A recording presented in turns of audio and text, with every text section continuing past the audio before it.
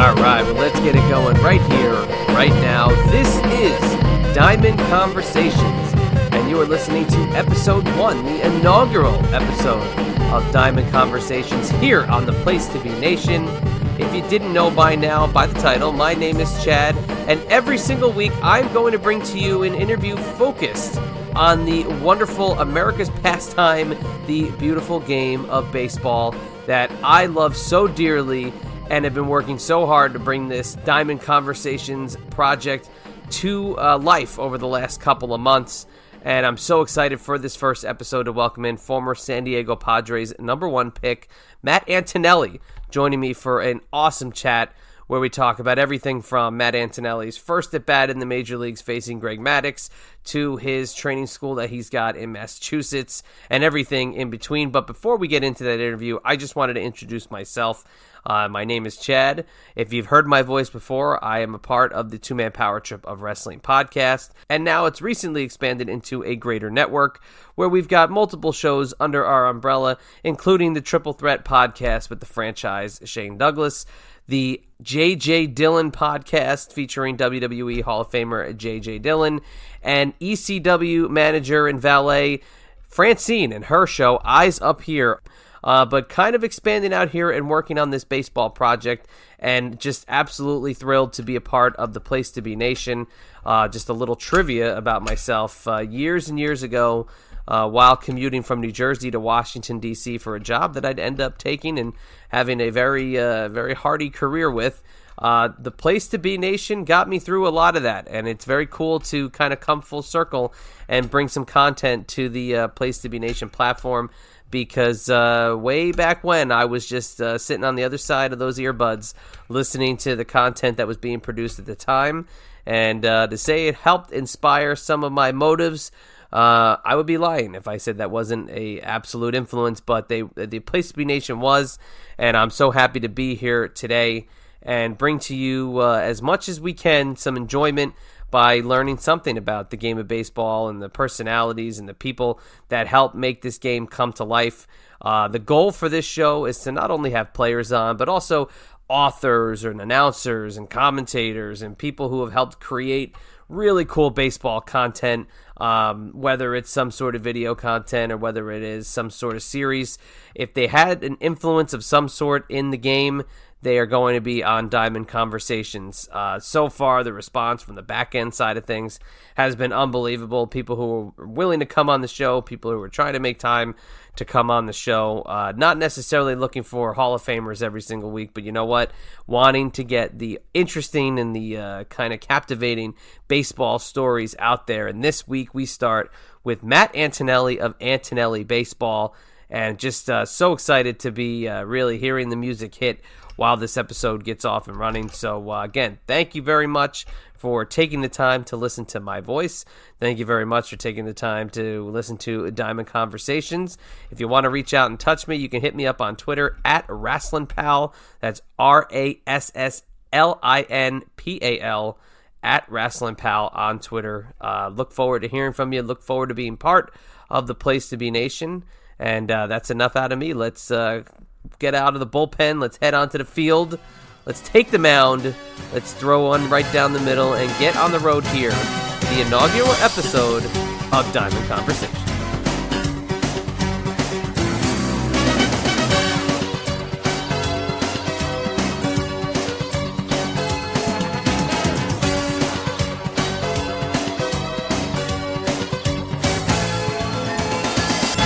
Let's casually get into this, and joining me on the line today is a former Major League Baseball player on the initial episode here of Diamond Conversations. I've become addicted to his YouTube channel of Antonelli Baseball and is very, very happy that I welcome in for this first episode of Diamond Conversations, the one and only Matt Antonelli. Matt, thanks for joining me today.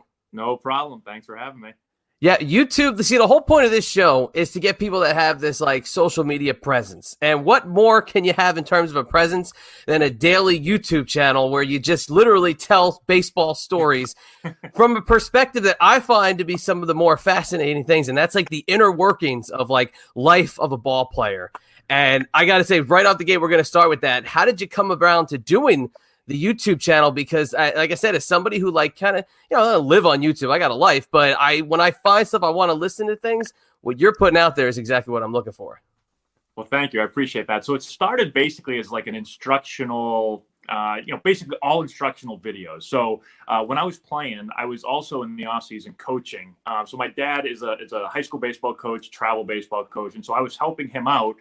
And I knew I wanted to get into coaching one day. And so I just started filming probably like once a week or a couple times a month, just instructional videos, teaching kids how to field, how to hit, how to throw. And I did that for the first literally probably like 6 or 7 years. And then someone asked me a question. I think it was, what type of gear do you get in the major leagues? And so I threw a video up there, just answered it for about 10, 15 minutes, threw it up there. And the next day I woke up and I had more views probably in that one video than I had over the last like 7 years of doing instruction videos.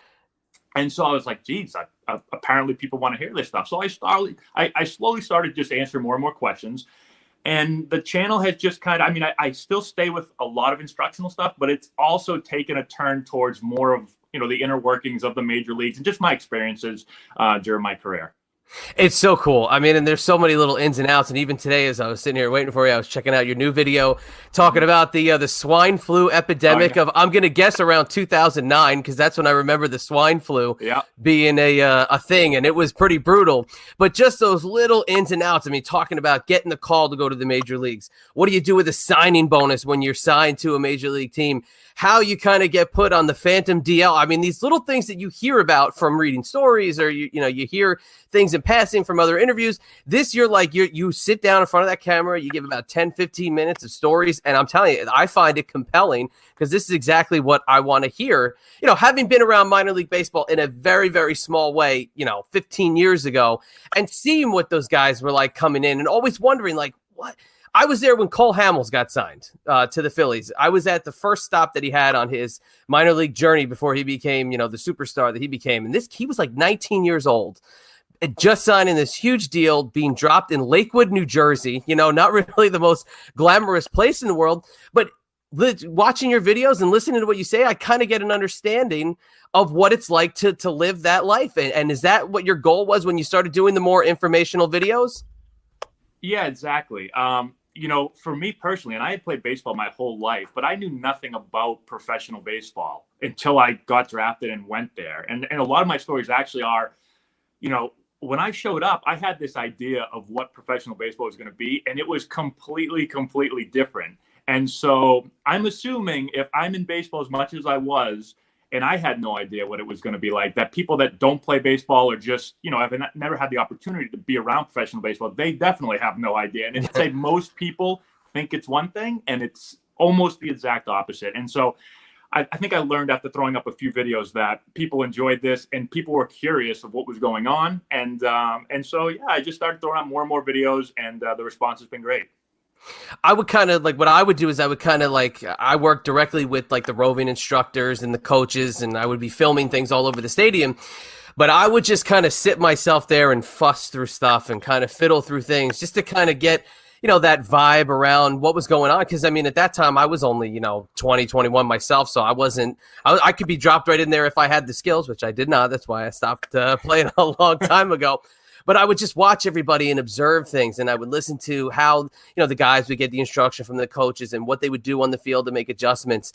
And to see how you went from doing instructional videos to these things, I think that what you're doing with this helps people who discover these videos, and who knows what baseball players are finding these, and taking little things out of your videos, and maybe at times in their career where they can use some of this enlightenment. I got to say, it's really it's something that really caught my attention. I think you're doing an amazing job. Thank you. I appreciate that. So where do you think you go with the rest of your story? Because you've shared so much. Is there anything that do you still come up with stuff on a daily basis, or do you have a routine of what you want to talk about in advance? So I think when I first started, I made a list of a lot of the things that I thought people would find interesting. And I've made, at this point, I think I'm almost up to 2,000 videos. And that's a combination of instructional stuff and then also some stories. And so at this point, I think I've probably covered every story that I can remember. But it's funny how a lot of times people will bring, they'll say something or ask a question, and then a story will pop into my head that I had totally forgot about. And so at this point, I pretty much just go by what people are asking. So in the comment sections of every video, I get tons and tons of questions. A lot of them I've already answered before, but a lot of them are really new questions and stories pop into my head that I just, that so many things have happened over my 8-year career. It's hard to remember all of them. And so now I just kind of, I get an idea. Someone pops something into my head. I throw the video out. And I've also tried new things. I'm continuing to do the instructional videos. Probably about 2-3 weeks ago, I started videotaping myself playing MLB The Show. And Yes. I never played that before. And one of the kids on actually my summer ball team that I coach said, "Coach, why don't you videotape yourself and throw it up there?" And I was like, "No one's going to watch that. What are you talking about? That's a silly idea."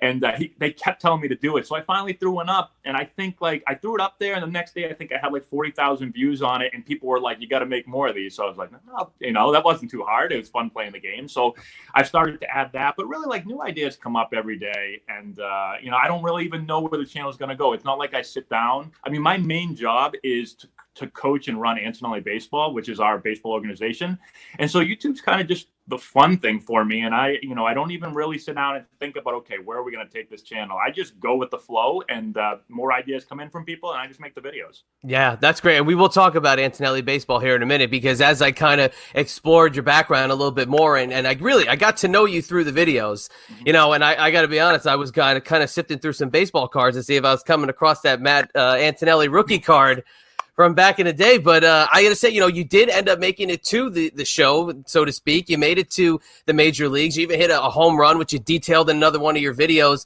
But do you miss that minor league life? Because, again, I'm fascinated by the minor leagues just because it reminds me of, my world of professional wrestling, because those are the guys that are out there grinding every day, and they're grinding to their next match, they're grinding to the next show. And that's what the minor leagues reminds me of. Do you miss that grind at all?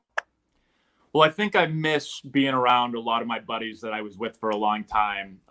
You form a lot of really good relationships with people, and I played 8 years. And, now a lot of the players that I had got to know, I'm in Massachusetts. There's not a ton of baseball players, especially professional players from Massachusetts. So a lot of my buddies are kind of scattered all around the country. I don't see them a whole lot anymore. So I do miss that. And I miss playing. I love baseball. I know I'll be in baseball for the rest of my life. So obviously I can't play anymore. Now I'm coaching. So I really do enjoy that. And a lot of the relationships that I don't have with some of my buddies that I played with, now I'm coaching guys from, I'm coaching young players, but I'm also coaching and working with high school, college, and professional players. And so I still have the relationship part of it going, but I definitely miss playing. I don't miss 12-hour bus rides and eating McDonald's 7 days a week. But I do miss just being around the guys and being in the clubhouse, and then just playing the game. I'm a really big competitor, and so being able to get on the field and play is something I definitely do miss. But I've been able to supplement that with my coaching and the development of the younger guys. Now that's very cool. So when you get a guy who's coming in, and you see, do you have like an application process? Do you have like a recruitment process that you go through? Like, how does somebody get involved with working with you on a one-on-one level? Sure. So we have with Antonelli Baseball, we have teams. We have about 165 kids that are in our program, and basically, if you want to get into it, you have to try out. We have a tryout every basically the end of July, beginning of August. You come in, you try out. I would say probably this year we probably had 400 and something kids try out. About 160 or so, 165 make it. And so those guys are going to be with us pretty much throughout the year. But then I also work with players through lessons, and we have camps and clinics and all that stuff. So not everything's a tryout. There's plenty of people that just want to work with me one-on-one or in a small group that just, they shoot me an email, they give me a call, and we set up a time and do that. But I would say the majority of the stuff I do is with our players that are pretty much with us the entire year. We do a fall series, and we do a winter training, and then we get into the season in the spring and summer. So what's the most important thing that you look for when you're looking for somebody to join one of your teams? Sure. I think, I think the important part, and we do obviously look for the baseball part of it. Do we think the player can compete at that level and be successful? And obviously, our goals are development. We want to get the players better and get them to be able to improve and continue to move up the baseball ladder. But we also want to win. So that's also a part of it. But honestly, doing this now we've been doing it for about 6 years. I think the first thing is the type of kid that they are. Do they love baseball? Do they want to work really hard? Are they really into it? Like, those are the type of players we want to have around. Just because I think that first off, it makes our job a lot easier when we're dealing with people Right. that are like us. They want to play baseball. They want to learn. But then also it rubs off on the kids. It creates a really, really good atmosphere. And we're able to build a really nice culture with the program. So that's the biggest thing. Like, we don't want players that are just doing it because mom and dad said, we want you to go play baseball. And if they're not really into it, we've had a couple of those kids, and we, after a while we say, you know what, I think it's better that you go and do whatever else it is that you want to do, because I don't think baseball is really your passion. And so we've been able to get great kids into the program. And then once we do that, like, I'm pretty confident with our coaching staff that we can help develop their baseball skills. So if we get the right person, the right type of attitude in the building, then the baseball skills kind of take care of themselves, and we're able to improve those.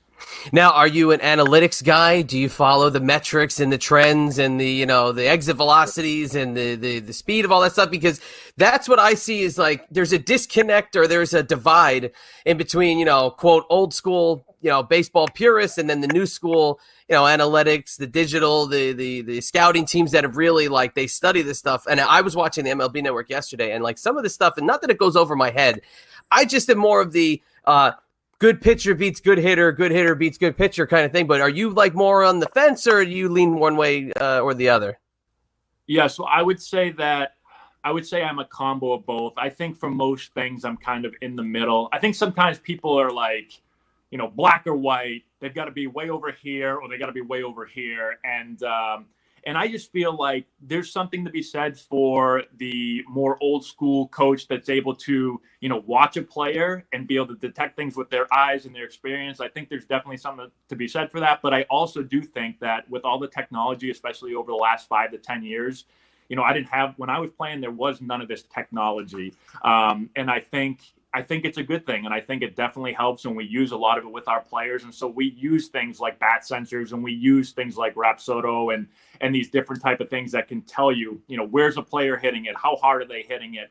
We're able to use that stuff to help players also. But I think it's a combination of both. I think if you can only use one or the other, then I just don't think, I think there's got to be a marriage between everything, and you're able to piece everything together. And that's at least the way we've done it so far. And there's a lot of technology out there, and we're not able, like, big league teams now are spending lots and lots of money to help develop players through technology. And obviously with our program, like, we don't have $1 million budgets where we can use everything, but we're able to find things that, technology wise, we're able to use. And I think that they work really well. And we're always experimenting with new stuff. So I think it's a blend to keep it simple. I think it's blending both together and using, whatever we can use to make our players better. That's what we want to do. And that's what I want to do. So that's kind of where we're at right now. Yeah, I mean, it's so cool how it's evolved. I mean, because obviously, the digital world we live in, and the analytic world that we have, with people who they're into everything you could possibly imagine stat-wise.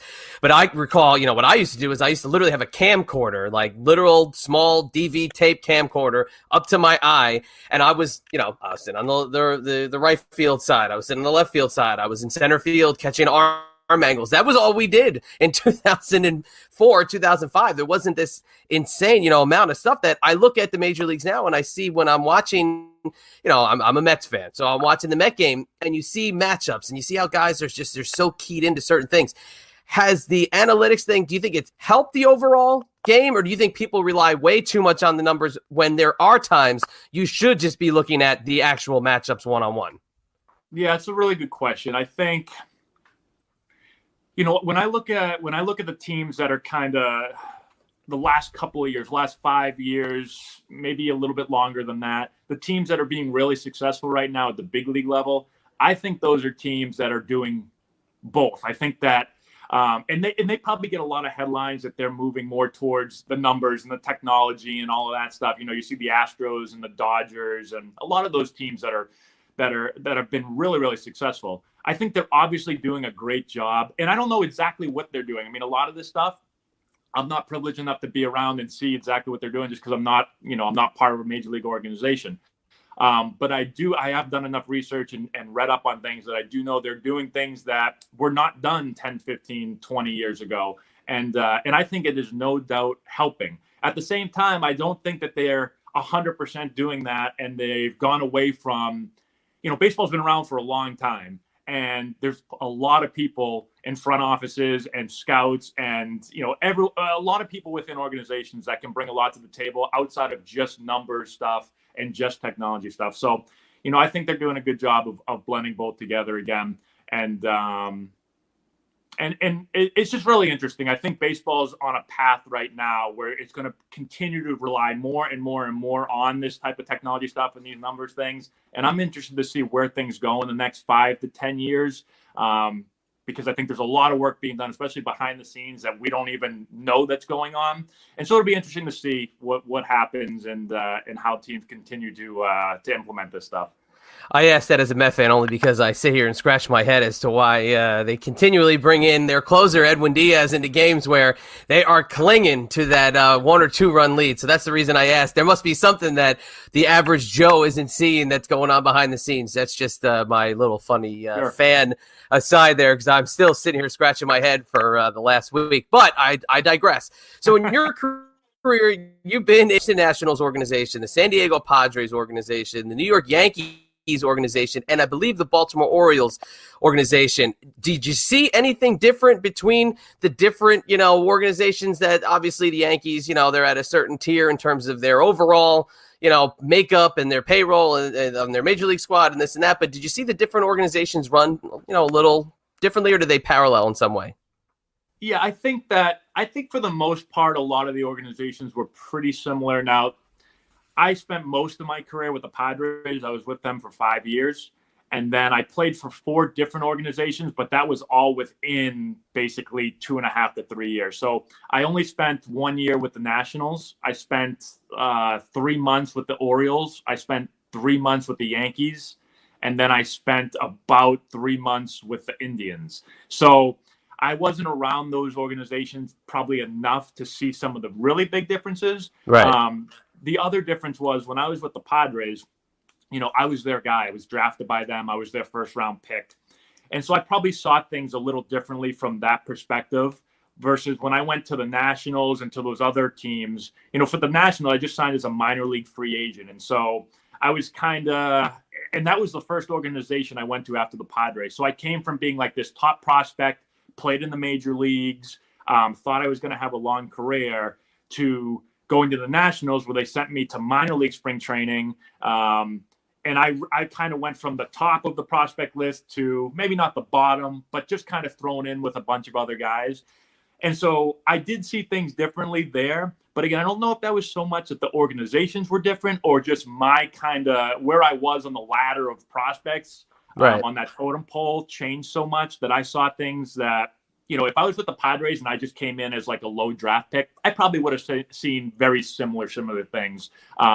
But a lot of my time, unfortunately, and I've said this in my videos, when you go through the minor leagues, I went through really, really quickly.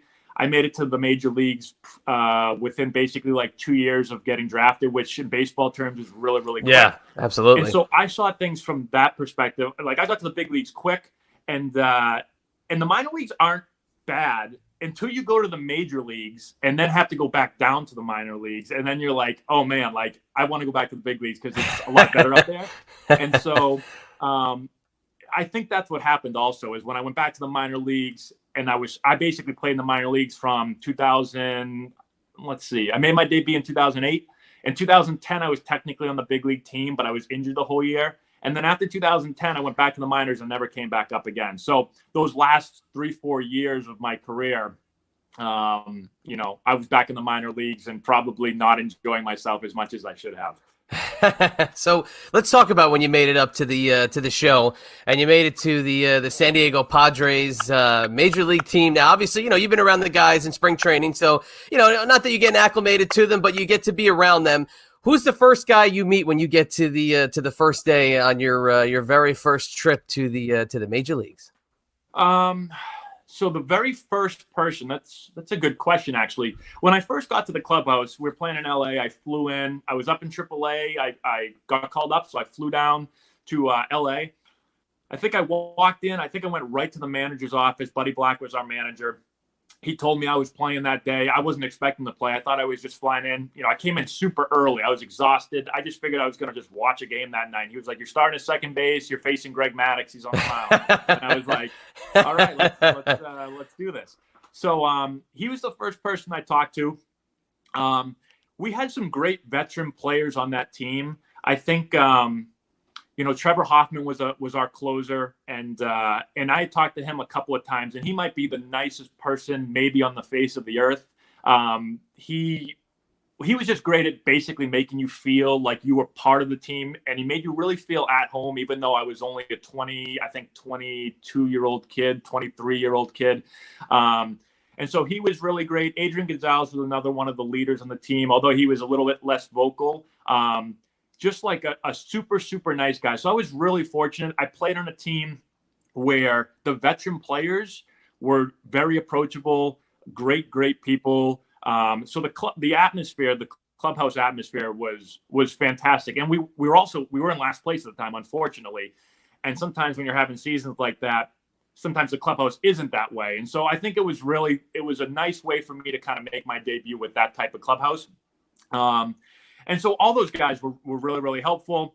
And then I went out there and I had my first game that night, and was lucky enough. I hit my first at bat against Maddux, and then I think I went like 0 for 23. Right.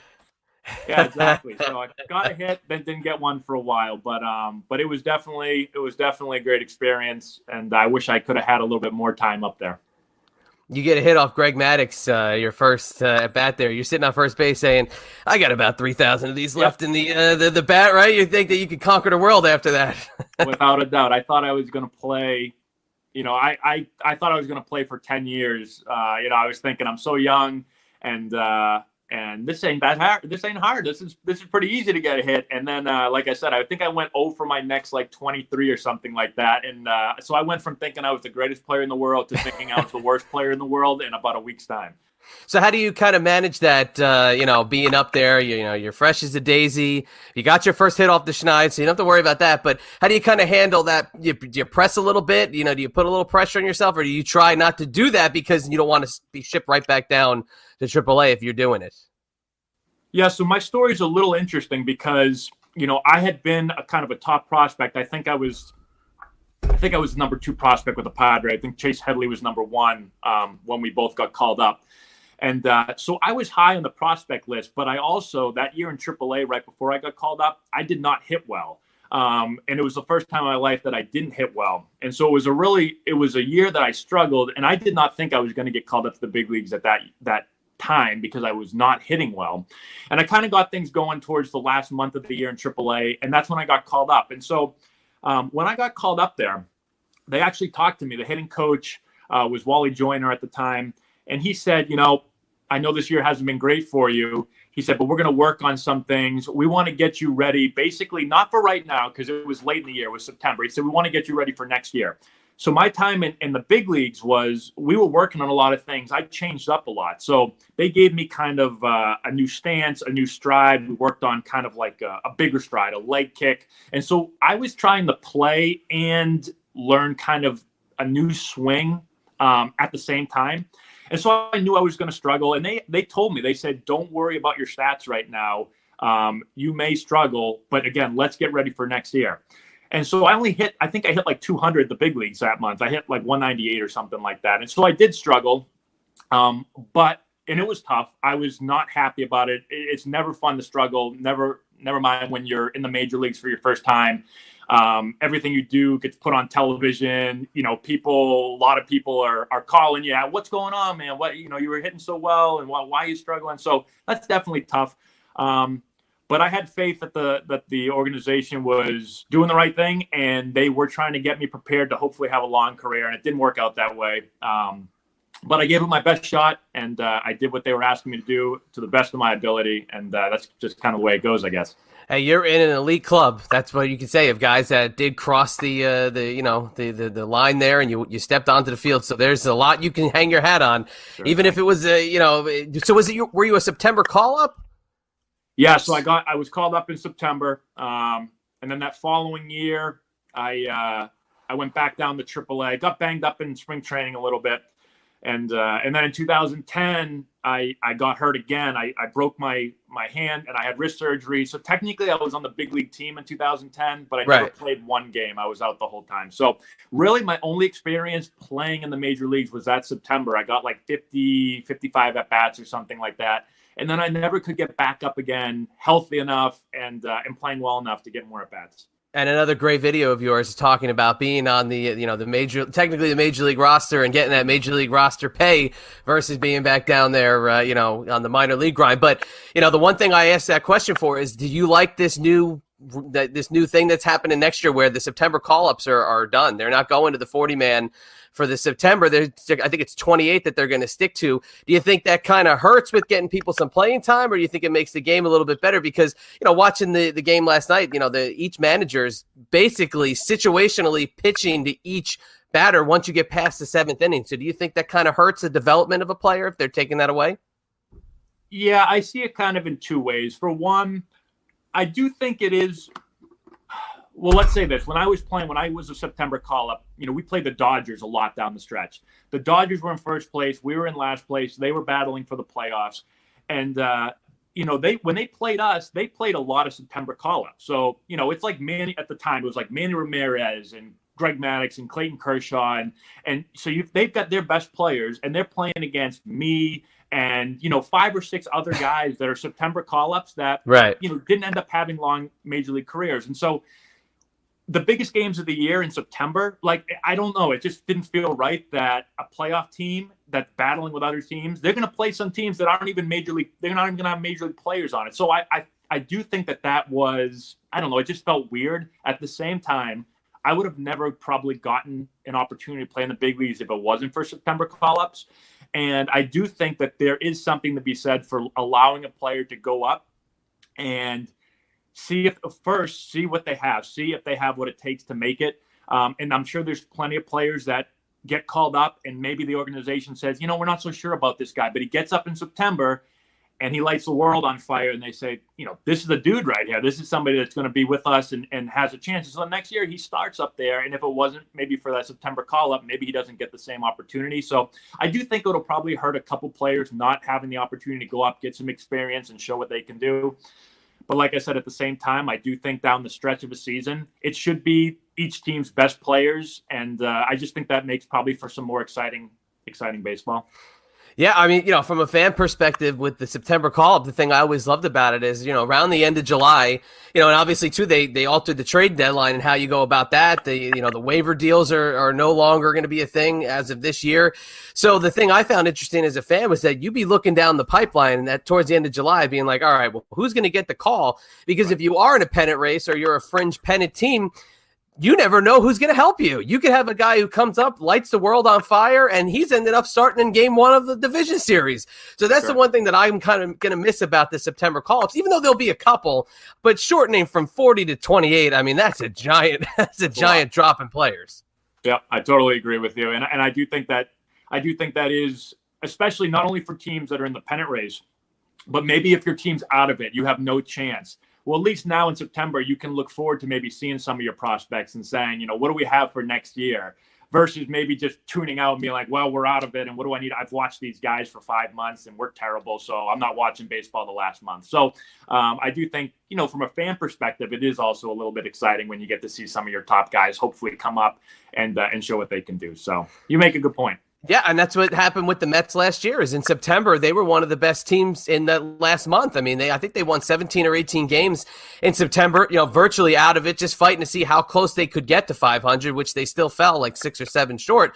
But you got to see guys that ended up being contributors this year. That obviously they had a really bad middle of the season, but you still see them now. They're all contributing, and that's it's a lost thing. But again, this guy, I'm more the purist, so I'm going to miss something as simple as the expanded rosters, without a doubt. But as we kind of get into the wrap up here, and I'll use the cliche, we're rounding third base, we're heading home to get to the finish, and you're getting the green light. But before we get into the final plugs here for Antonelli Baseball and everything that you got going on, just a couple little questions here. These are kind of the easy ones. What was your favorite ballpark that you visited while you were on the major league roster? Dodger Stadium was probably my favorite, probably because I made my debut there. But noticeably the atmosphere there was just different than the other stadiums. Now, fans kind of get there late, and sometimes they leave early. But in the games that we were playing, they were in first place. It was they were going down the stretch trying to win a pennant, and they also had a great team. So they had, like I said, Manny Ramirez had just been kind of traded over to them, and he was lighting the world on fire, and he was hitting a homer, it felt like, every game. So the atmosphere there was the best atmosphere I played in. When Manny hit a grand slam at Dodger Stadium, it was the loudest. It was the loudest, craziest experience I've ever had at a major league game. I was standing on second base, literally thinking this is unbelievable, and they had just hit a grand slam against us. But I would have to give it to Dodger Stadium, yeah. Yeah, he was unbelievable when he got to L.A. How about the toughest pitcher that you ever faced?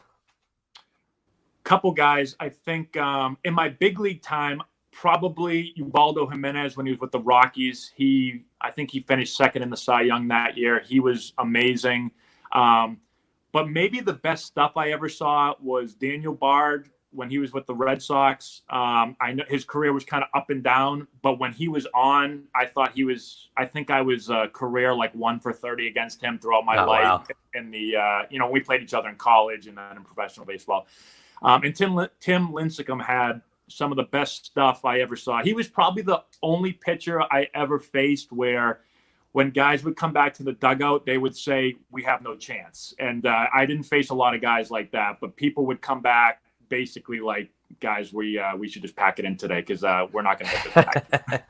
Hey, they didn't call him the Freak for nothing. Yeah, he was exactly. A lot of power and not the biggest package, but still, man, he could just he could blow it by us. All right, what's the best piece of advice that you ever received in your playing days? Oh, that's a really, really good question. I think most of the advice revolved around trying, baseball is such a game of up and downs, and it will drive you absolutely crazy. I'm convinced that most players, when they're done playing baseball, it's from the mental part of it, not so much the physical, because it's such a game of failure.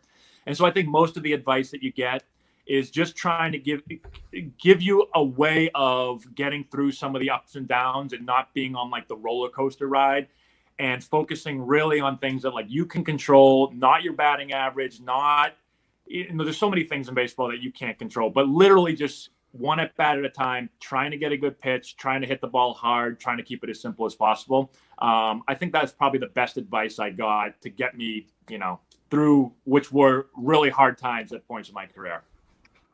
When you signed with the Yankees, was it reluctant on any to tell the people from Massachusetts, of your family and friends, that you were now putting on the evil Empire uniform? No, not at all. So I was a huge Red Sox fan growing up, but the weirdest thing is probably in my second professional season, I was no longer a Red Sox fan, just because when you're playing, you can't watch. So I couldn't play and watch the Red Sox at the same time. So within a year or two, I kind of just lost. I didn't follow them anymore. And so right now, I don't even watch Red Sox. I mean, I watch it just to watch baseball, but I could care less if they win or lose, which is really strange. A lot of people around here think I'm an idiot. So when I got signed by the Yankees, I could care less about what team it was. I just wanted to play and have a chance to get to the big league. So I did not care. That's exactly what I was thinking you were going to say. I just wanted to throw it out there. Those are test questions. I'm glad they worked out well. But before we let you go, please tell us what's going on in the world of Antonelli baseball, where the people can find you and listen to what you got going on with the YouTube channel, as well as any kind of, anything else you got going on in your world there, Antonelli baseball. Yeah, sure. So I think if you're a player or someone in our area that's interested in playing, or maybe interested in working with me, whether it's at our facility or just online, go to AntonelliBaseball.com. But if you're a social media type person, the two biggest social media platforms I'm on is Instagram. It's just Antonelli Baseball, and then on YouTube. If you just go on YouTube and type in Antonelli Baseball, couple thousand videos of ours are going to show up. And so I put up a YouTube video every single day. And again, it depends on the day. It could be instructional. It could be, talking about my career. It could be now MLB The Show, Road to the Show. And then on Instagram is mostly just instructional stuff, trying to help ball players, get to the next level. I love it. Now, I appreciate you coming on. I'm a little disappointed that you weren't wearing that sweet Antonelli baseball hat. I was kind of hoping you'd have that one. I could see what? I always wear the hat, but I came down here and my hat for some reason is in my car, and I didn't want to hold you up, so I went. People usually don't ever see me. Look at my hair; it's getting terrible right now. People don't usually see me like this, but it's all good. It's all good. That's why I got the hat on too. It's all about the image. So I appreciate you spending time with me today, Matt. And obviously, all the best. And we will stay tuned. I will be glued to the YouTube channel and waiting to see. Hopefully, no more swine flu. We got the bird flu. You know, we got the pandemic. We got all the different things going on. Hopefully, that was the end of those. I hope so. Well, thank you a lot. I appreciate you having me on here.